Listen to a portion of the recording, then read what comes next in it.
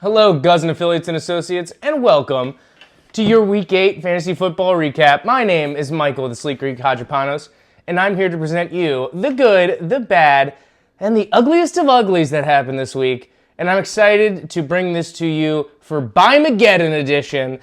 Man, it was a tough week for a lot of folk, and it's going to be another tough couple weeks coming up. But we're going to get this thing started. Shout out to our sponsor, the Sleek Greek, a.k.a. me, as well as my personal favorite sponsor that isn't a sponsor, hashtag not sponsored, Liquid Death. I love these motherfuckers. It is just water.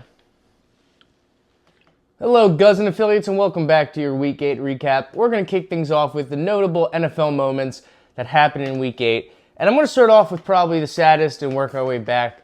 We're going to start off with Nick Mangold. Rest in peace, the center for the Jets. Historic, I think a Hall of Fame caliber, if not already in the Hall of Fame for the Jets. Great person, great player. Rest in peace. He did pass away, I think, from kidney failure. So rest in peace there. On the bright side, the Jets did win. I added in the mean. They won, but at what cost? Truly losing a Jets legend in order to win a game. Who's next? Joe Namath? But yeah, very sad there. Let's go into some better things. Carson Wentz is out. That might be better for some, not for others. Sorry, all the Vikings fans out there. I know how desperately you wanted Carson Wentz as your starting quarterback. John, Will, Vanessa by proxy. Wentz is out. He's got a season-ending surgery, so he's done for. Someone else I don't have up here, Pat Surtain is on the IR. He's most likely heading there, so he's out for the Denver defense. Another injury, I don't know if you can see it. Cam Scatterbo. Who would have thought his Achilles heel was located so close to his Achilles heel? His ankle snapped in half.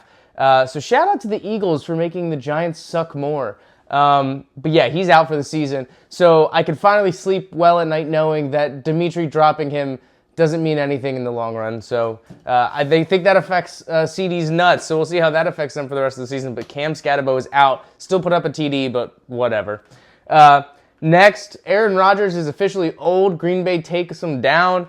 I think that's it for Aaron. He's done. The league season was washed. He's out. He's done. You know who isn't washed? The 7-1 Colts, baby.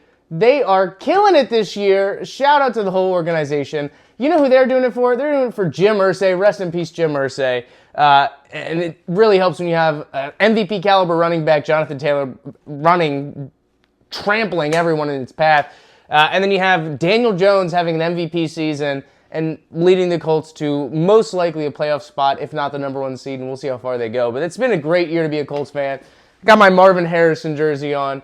It's a great time to be a Colts fan. Finally, we can hang our hats high on something that is going well for the team. So, there we go. That is your notable NFL moments for Week 8. This is our Colts. This is our team. We bleed blue. This is our Colts. Whether win or lose, we love them. For the shoe, beat the Jags. Let the world hear us now. This is our team. Go Colts! And we're back with your Week 8 Fantasy Football Recap. And we're going to start off at the top with Steph, parenthesis, E-N. Steven and Stephanie versus Justin Tucker Loves Nautilus, Dimitri, and honestly, one of the better weeks Dimitri has just goes up against a juggernaut of a team. Steph and Steven are really carrying it this year. 4-4, they've been up and down, but this was an up game. So 119-96, great performance overall. Breece Hall finally performed, which was something I don't think anyone was expecting. I didn't think the Jets were going to, one, have the comeback they did, but two, Breece Hall was going to get the scoring ability he had. So, great game as is. I thought it was very ironic Dimitri dropped R.J. Harvey, and then he gets, I think, 2 touchdowns and a bunch of yards. Dimitri's had some bad luck with his roster this year in terms of injuries and who he's had, who he dropped. So it's funny. He got him back, I think, but man, we'll see how that goes for the rest of the season. We'll see next week. Dimitri ends up playing Lads Lackeys, and we'll get into that in a second, but that could be the game of the week in terms of the stipulations that happen because of that. So we'll look forward to that next week. But speaking of Lads Lackeys, we had CD's Nuts versus Lads Lackeys. And are we shocked? Off week for CD's Nuts. And they win 128-99. Honestly, a great performance by Lads Lackeys' team, but just not enough. Just Saquon finally goes off. Might have pulled his groin. He's probably going to be fine. We'll see. Josh Allen has a mediocre game. Again, another situation where their team is just very good or above average, and it's helping tremendously. So, CD's Nuts is having a wonderful year. And of course, 0-8 Lads Lackeys, you know what's coming later, so we'll get into that afterwards. But again, solid performance by Jordan, though.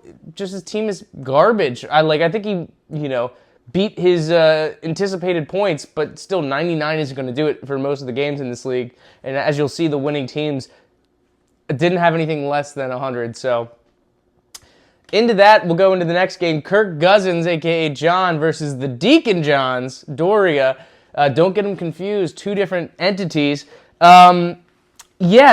Crazy week here. I mean, we went into Monday Night Football thinking, CD's Nuts might take it again for the top scorer. Not if Doria has anything to say about it. Now 4-4, 143 points. What a performance. I mean, again, Jonathan Taylor, like I said, a baller. Patrick Mahomes, solid performance. Rashee Rice, he's back. He's his number one target. You're going to be seeing a lot of Rashee Rice. Not because he's going 500 miles an hour on the highway and passing by you. But yeah, Deacon Johns put out another W. Again, 4-4. I think they have the fourth playoff spot right now. I told you, be ready for Deacons, man. They are on the way up. Yeah, you got to take out the Steelers defense too, John. -8 points. What are we doing here? Steelers are gone. They're washed. Tomlin is 2010 at best. I mean, it's over. So yeah, that was that game. Great performance there. Next, my favorite team name, from least favorite to most favorite now. This is our Hadge. This is our team. This is Will at 5-3 now. He takes down the G's, the back-to-back George and Georges. 115-97. Great game, great performance. I said it here in this one. Boswell carried. That's the only thing working for the Steelers is their kicking team. Which I don't know what that says about the organization, but yeah. Boswell, 20 points. Really just a solid performance. 115 points. Kind of low overall for the winner of the winners, but still 115 points is a great performance. So a wonderful performance there from Will. The G's now slipping a little bit, 4-4. They of the playoff caliber they once were. We'll see. I mean, if they don't make the playoffs, there's no chance they can win a championship. So we're going to be seeing a lot of action from them too. And then last but not least, this is a prediction I had last week of the slippers, who's going to be slipping behind in the league, and it started this week. Vice Commish, Ariana, has taken down Vin Ezekiel Elliott, someone who's had multiple top 10 performances, top scorer, crushing the league in points, is now lost by 30-plus points, 120-87. And 87 isn't going to do it for basically any of these games. The only person that, Vanessa would have beaten this week was John, which would have been a nail-biter, and it was 80-87 if that was the case. But, I mean, Vice Commish finally has her team put up a stellar performance. Finally, the team does something. Had me nervous there for a bit because I think it was up till the afternoon of Thursday Night Football, no substitutions had taken place, and that scares the fucking bejesus out of me. But eventually they did, and rightfully so, they got a win out of it. So congratulations, Vice Commish. And Vanessa, I hate to say it, are you on the slippery slope I predicted? I don't want it to happen, but I'm somewhat of a visionary.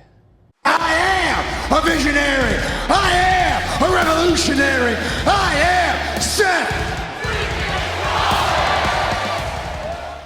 Anyways, that is your Week 8 fantasy football recap. I can't wait to get into the next section, and we'll keep talking about our fantasy football outcomes. See you in a bit. Welcome back.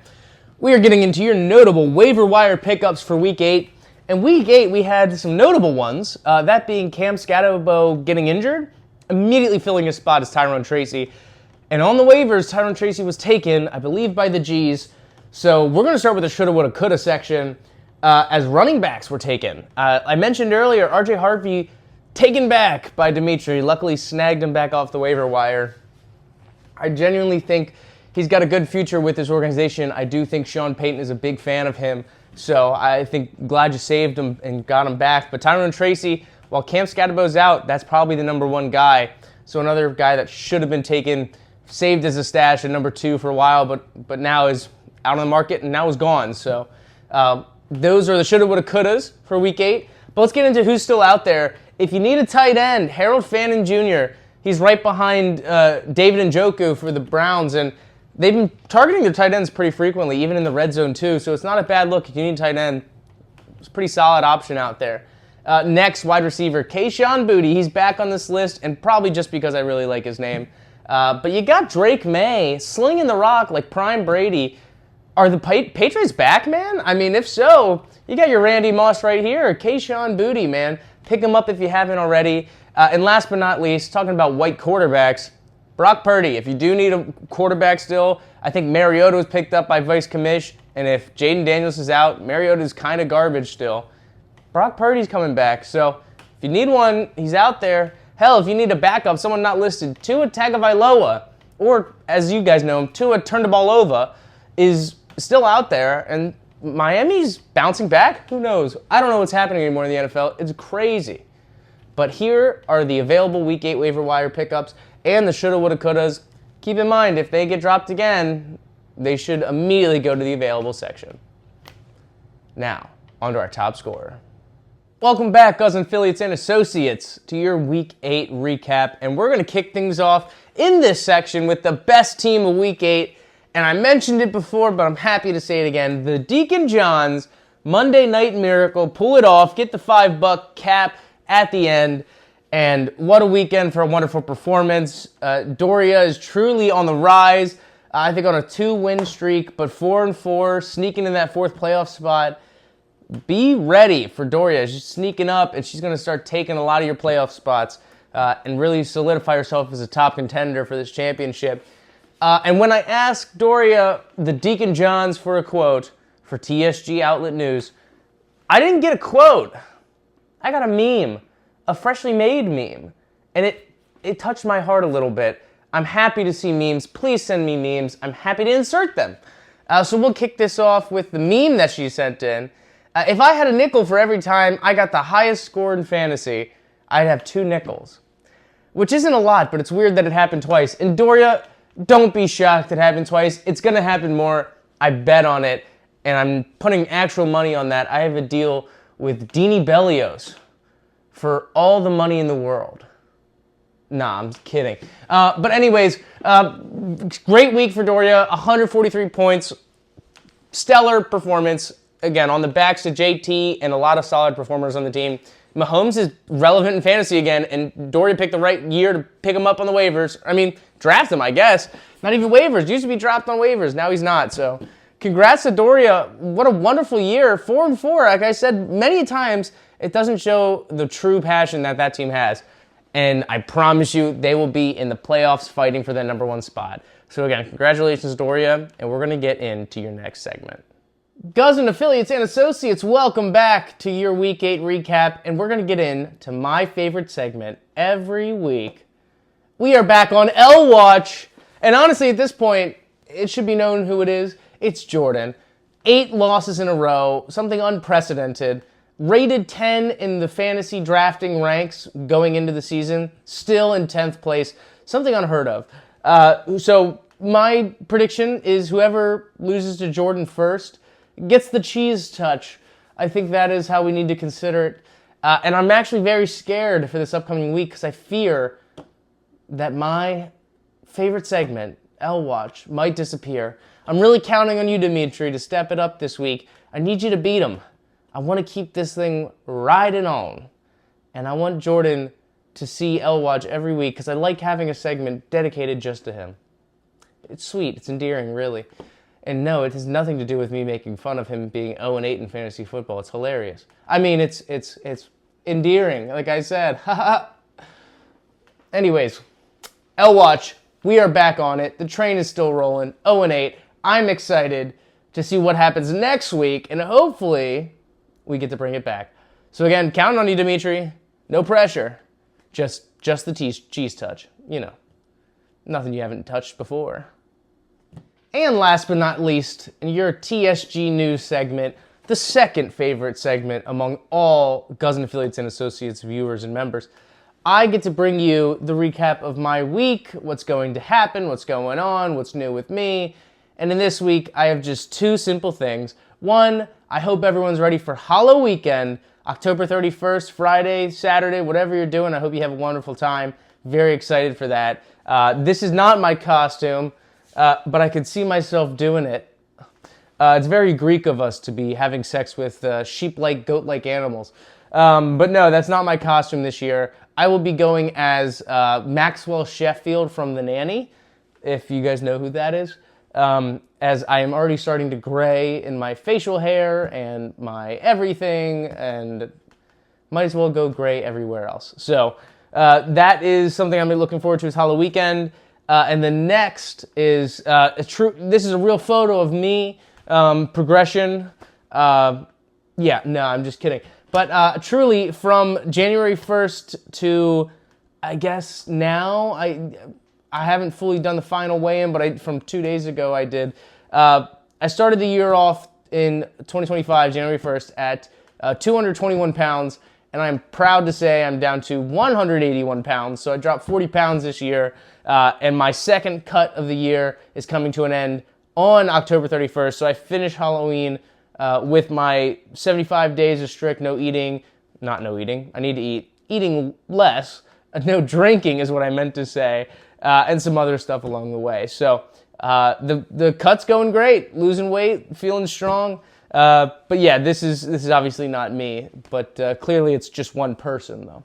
But other than that, in TSG News, that is all I have for you this week. Excited to get this video out to you guys. Hopefully you survived Bimageddon. If you didn't, hopefully the damage wasn't too bad. I look forward to bringing you the Week 9 recap and seeing if we can make another week of L-Watch happen. It's not up to me, though. It's up to the gods. And by the gods, I mean Dimitri. He is my god. Other than that, my name is Michael the Sleek Greek Hadjipanos, and I can't wait to see you next week. Have a great Halloween weekend, and be ready for your Week 9 recap. Thank you.